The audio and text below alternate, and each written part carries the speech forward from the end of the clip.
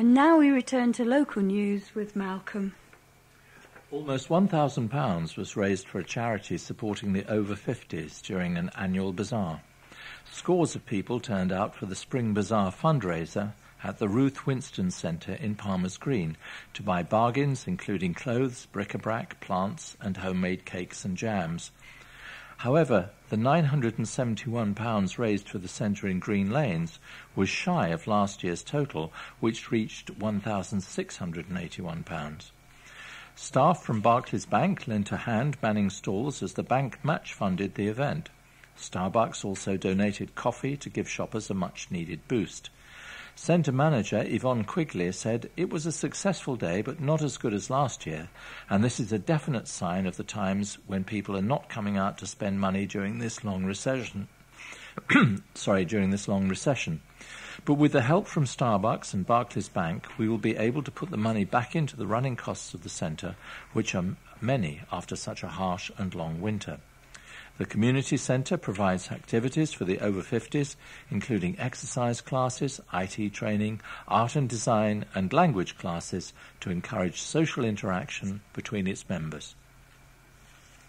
Well-behaved pooches and their thoughtful owners were rewarded during a special dog training awards ceremony in Bush Hill Park. The awards marked the end of a 6-week course aimed at teaching people how to gain better control of their dogs while walking through Enfield's parks. Enfield Borough Council's Dog Education and Enforcement Officer, Simon Woodward, led the pet-friendly classes, which aimed to teach dog lovers issues surrounding the law, control and dog behaviour. Councillor Chris Bond, who handed out the awards at the end of the training scheme last month, said, "Many residents who enjoy our open spaces complain about the number of people who bring dogs into our parks that are clearly not under proper control. When these dogs are bigger and more aggressive breeds, the problem becomes far worse." This training aims to show just how important it is to have your dog under control and your legal responsibilities when you own a dog and have it running free in a public place where children, other dogs and members of the public could be frightened or hurt if your dog does not behave. The Parks Dog Project was paid for by a grant from the council reserved for Friends of Parks groups. Maria Tolley, chairman of the Friends of Bush Hill Park, said, "We were delighted to get involved with this scheme as one of the main concerns that many people have in the park is out-of-control dogs. We look forward to seeing more dog control sessions like this being run in Enfield's parks."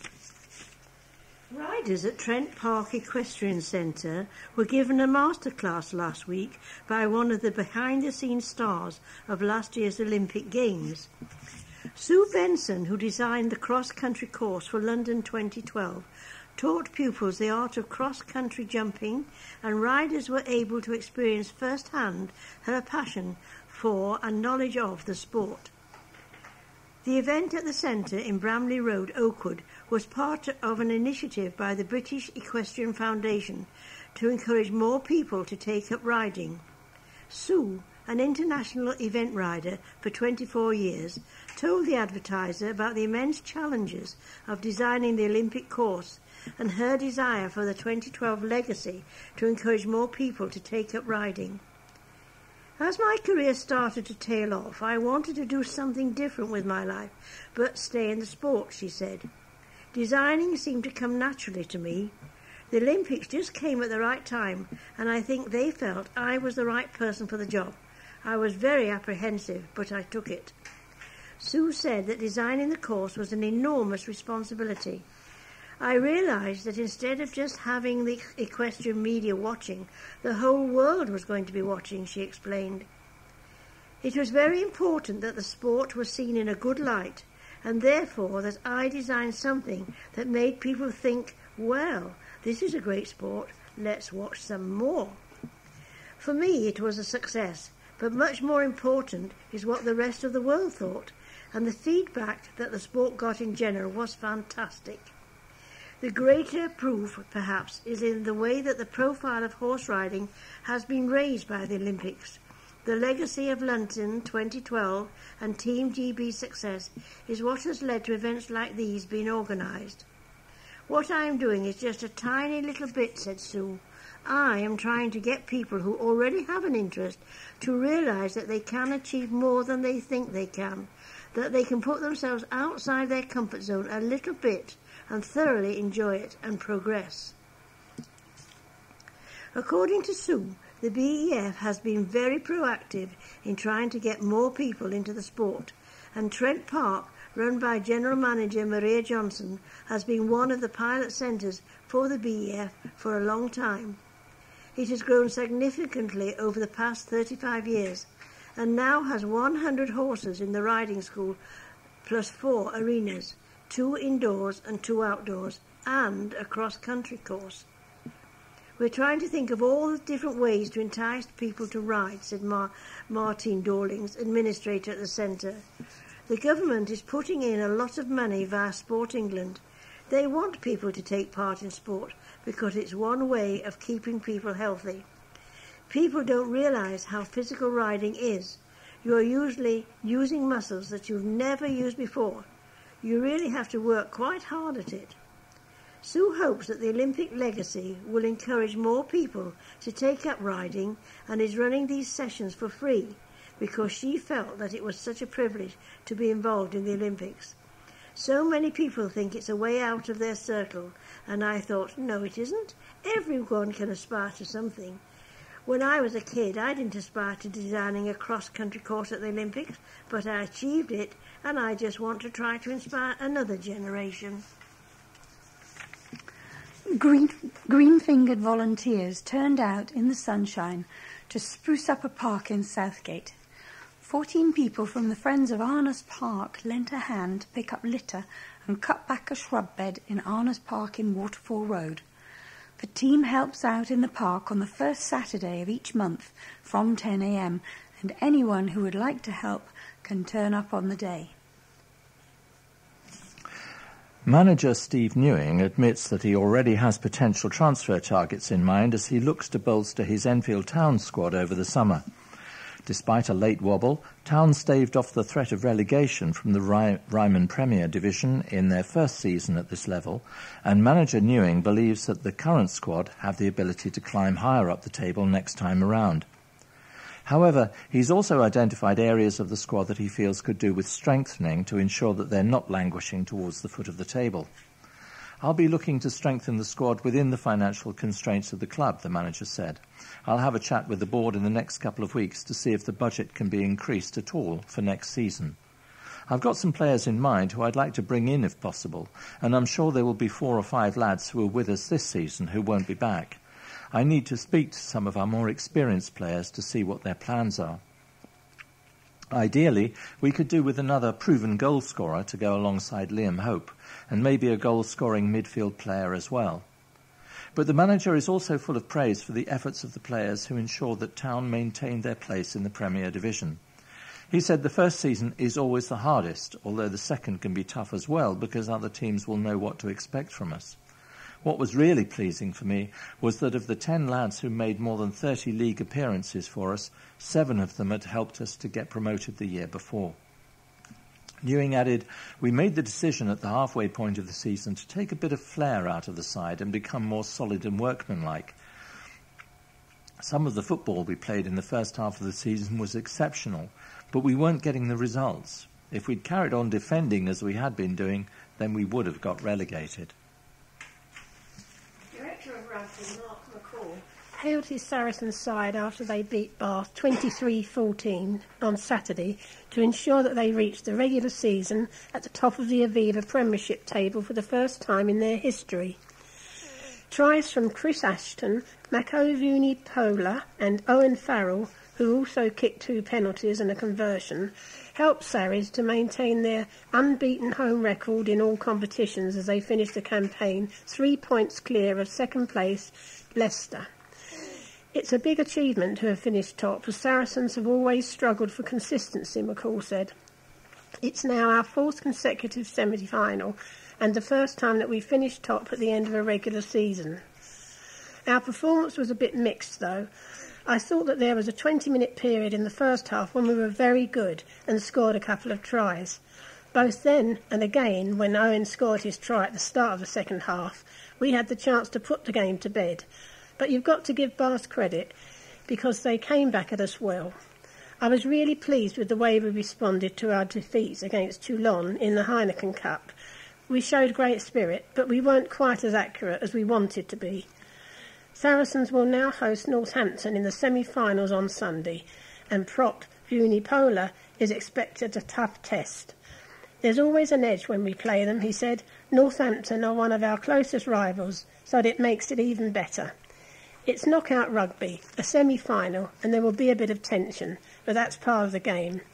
Everyone knows that Northampton's pack is where they're strong. That is going to be a massive battle which we're going to have to come out on top in if we're going to win the game. It's going to be a great challenge and one we are looking forward to. Councillors were left fuming after the managers of an academy trust announced plans to build a new school on land earmarked for a multi-million-pound regeneration project. The Cuckoo Hall Academy Trust, which currently runs 3 free schools in the borough, announced that a site had been found for its new Heron Hall Academy School in Ponders End, the site of the former Middlesex University campus in Queensway. However, Enfield Council's Cabinet Member for Business and Regeneration, Del Goddard, says the site is at the heart of an £80 million regeneration plan for Ponders End, which will see 408 new homes built in the area. He said, "We believe the best use of this site is to provide good quality housing for residents, which helps with the redevelopment of the Armour estate and enables the High Street to be rebuilt and rejuvenated, providing many jobs for local people."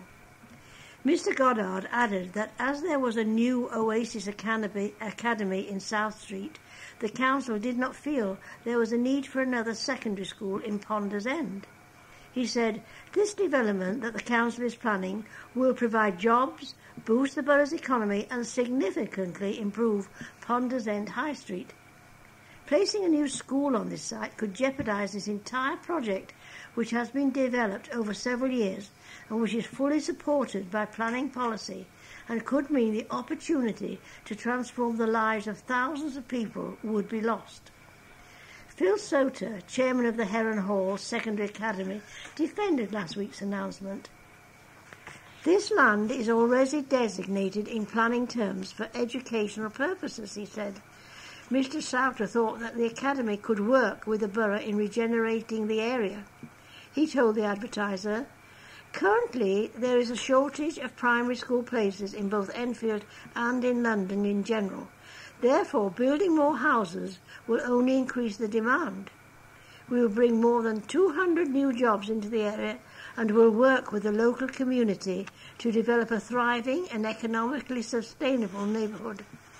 There have been concerns for some time about the lack of educational place in Edmonton, and the council's own data makes it clear that with a shortage of primary places, there will inevitably be a shortage of secondary places.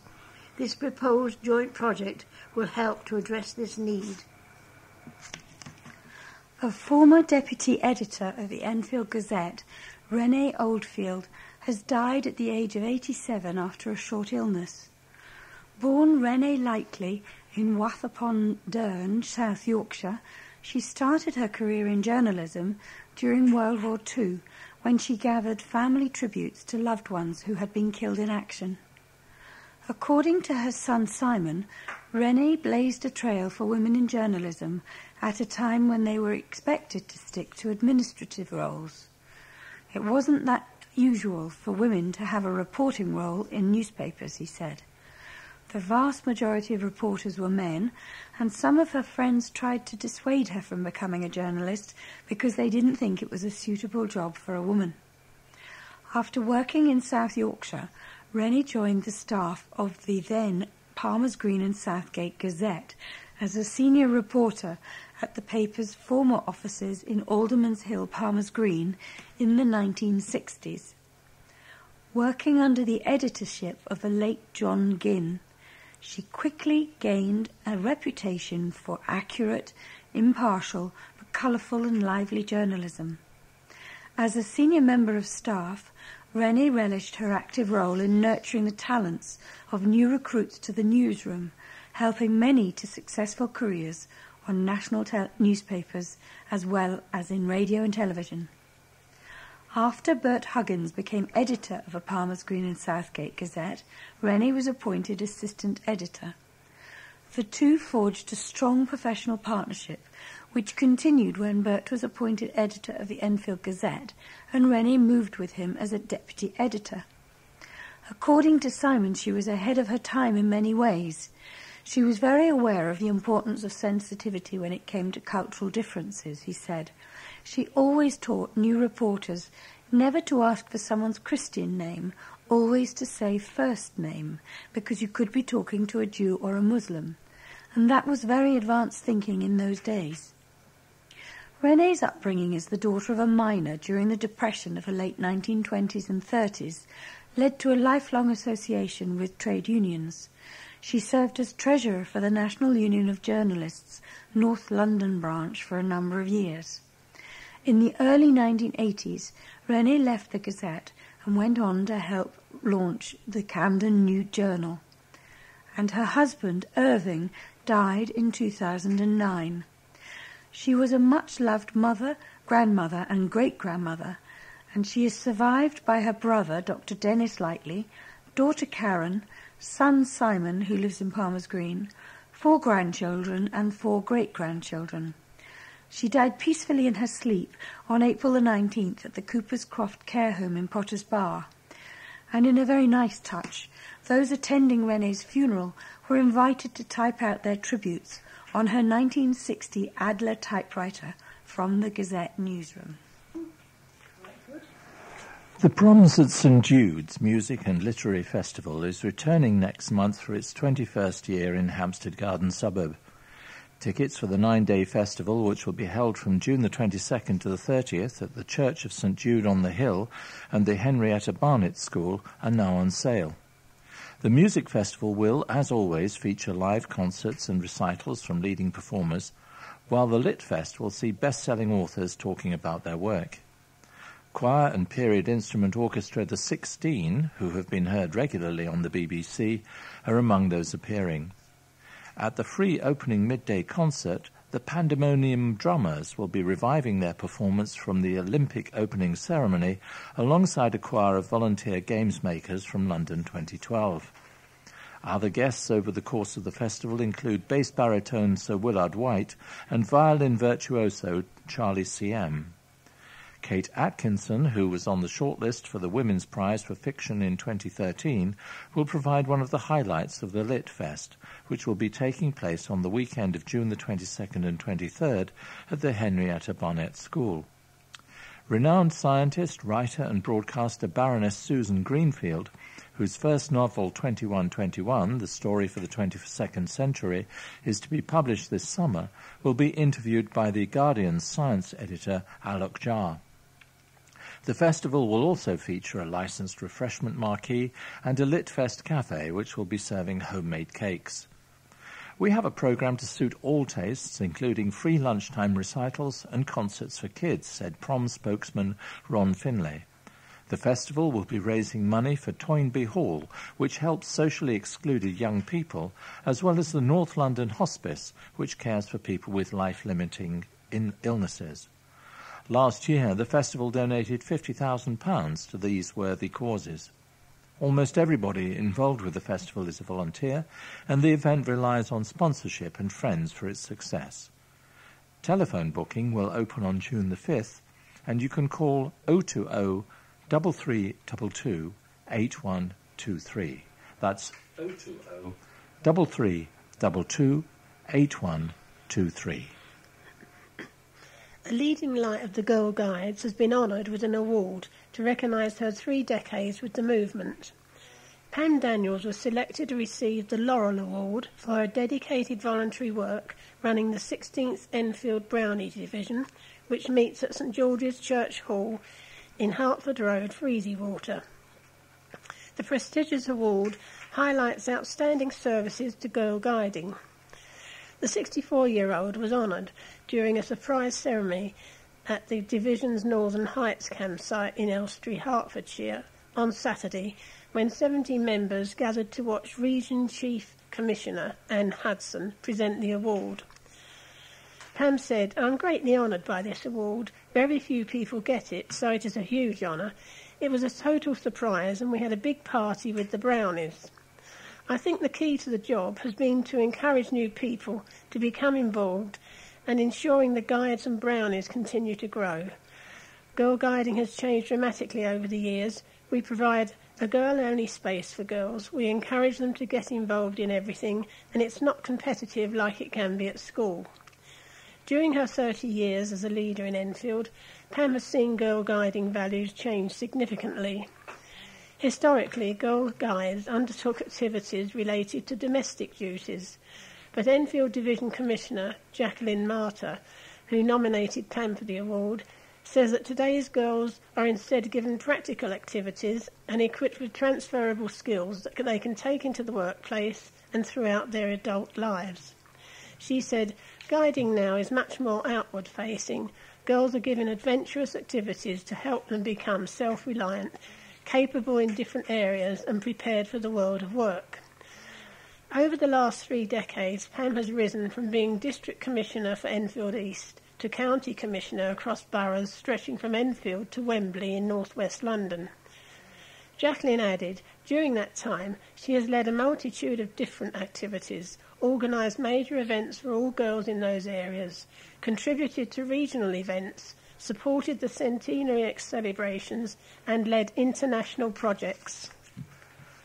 A woman conquered her fears to complete a skydive and raise thousands of pounds for the hospice which cared for her father before he died last year. Adriana Piccone, 25, of Larmans Road, Enfield, was accompanied by her cousin Laura Rubina, 29, on the skydive, and together they raised a whopping £4,000 for the North London hospice. Staff at the hospice cared for Adriana's father, Salvatore Piccone, who died of stomach cancer in August last year at the age of 54. Adriana admitted to having nerves the day before the jump, which took place in Brackley, Northamptonshire. But once they were 12,000 feet in the air, you just have to go for it, she said. Thinking of her father gave Adriana the courage to complete the jump. Up there, nerves disappear because you know you're doing it for the right reasons, she said. My dad meant everything to me. Whatever relationship you had to him, he was always someone who everybody looked up to. The cousins began raising money for the skydive at the beginning of March and far exceeded the required minimum sponsorship of £395. I think the hospice said they were overwhelmed by the amount we raised, Adriana told the advertiser. She praised the fantastic generosity of those who have contributed, including staff and customers at her workplace, which is Howden's Joinery in Chingford, as well as local newsagents. Adriana added, the jump was the perfect opportunity to do something we've always wanted to do. We wanted to do it for North London Hospice because it was something close to our heart, close to home, and they are amazing. Football now. Enfield Town under-16s ended their debut season with 3 trophies, and manager Chris Michaelides admitted the side's achievements were beyond his expectations. The team were formed last July and, despite less than a year together, celebrated victory in the Cheshunt Youth League, the Cheshunt League Cup and the ASA Cup. Michaelides praised his side and hopes they can build on an impressive first campaign. He said, we set out first for the team to play good football. We were thinking of finishing in the top 3 or 4, but to win the league is a big achievement. An abandoned foal found stranded in an Edmonton river is now recovering in an animal sanctuary in Norfolk. The colt, named Shaking Stephen as he was shivering when he was found, was spotted by a member of the public in the River Lee on Friday, April the 19th. He was given a home in Red Wings Horse Sanctuary in Norfolk, where he's being hand-reared and cared for in a stable until he's old enough to roam with 1,300 other rescued horses, ponies and donkeys cared for at the centre. Community groups across Enfield are being given training to help reduce pollution in the borough's waterways. Volunteers have been trained by charity Thames 21 to monitor and test the condition of water in canals, rivers, ponds and lakes. Throughout the borough, Friends of Parks groups and others will carry out tests on the water, and the council will then clean it up if necessary. Joanne Brown, 68, who organises volunteers for the Friends of Forty Hall and is a trained tester, said it's a great idea. We have direct links with the council. It's all working brilliantly. The Friends of Forty Hall are taking an active interest in testing the waters so that animals and plants can thrive in the area. Groups are able to test for phosphates and nitrates in the water, as well as its acidity level. Enfield Council's Cabinet Member for Environment, Chris Bond, said, "We're working with Friends groups across the borough to find out if our rivers are being polluted. Enfield has more waterways than any other London borough, but many have been blighted by pollution. Much of it comes from misconnected drains, usually from bathrooms or kitchens, which flush waste into nearby waterways rather than sewers. The problem is thought to affect 10% of homes in Enfield." A spokesman for Thames 21, which trained the community volunteers, said the council should raise awareness of pollution in the borough. Theo Thomas, the charity's senior programme member, said, "People assume waste goes to the sewer. They don't know that their pipes are connected to the river. People in Enfield have a right to healthy rivers, and the council needs to play a big part in that." The charity says that water quality tests around the River Lee show the levels of fecal E. coli bacteria are regularly 40 times higher than recommended international standards. Staff and students are celebrating the official opening of a £2.46 million extension at Russet House, a special school for children with autism. The new building was funded by Enfield Council with additional contributions from the school in Autumn Close, Enfield. It will help the very youngest children whose needs cannot be met in mainstream schools. The extension includes a new kitchen and dining area, an ICT room, a hall and a state-of-the-art sensory room. Enfield and Haringey's London Assembly member has been selected to lead a committee focusing on police and crime in the city. Joanne McCartney was picked by the London Assembly to chair the public meeting on Thursday, May the 16th at 10 a.m. in City Hall. The Labour politician has been lobbying the Mayor of London, Boris Johnson, to rethink plans in his police and crime plan for London. The Mayor announced in March his plans to close Winchmore Hill Police Station in Chase Side and cut the opening hours of Enfield Police Station in Baker Street and Southgate Police Station in Chase Side in a scheme to put more police officers on the beat. A sea cadet who's not afraid to lend a hand to help others has received an award for her hard work. Rachel Hall from the Enfield unit of the Marine Society and Sea Cadets was rewarded with a Jack Peachy Achievement Award after 4 years with the group. The 15-year-old was praised for becoming more outgoing during her time at the cadets, giving good advice to others, and overcoming a speech impediment to receive a communications qualification. She received a medal, a certificate, and a £200 cheque, which she spent on a laptop to be used by the group. The awards recognise the efforts of 11 to 25-year-olds who've done their best. We have reached the end of our programme for this week. So we thank Maureen King for reading tonight, and we thank you for listening.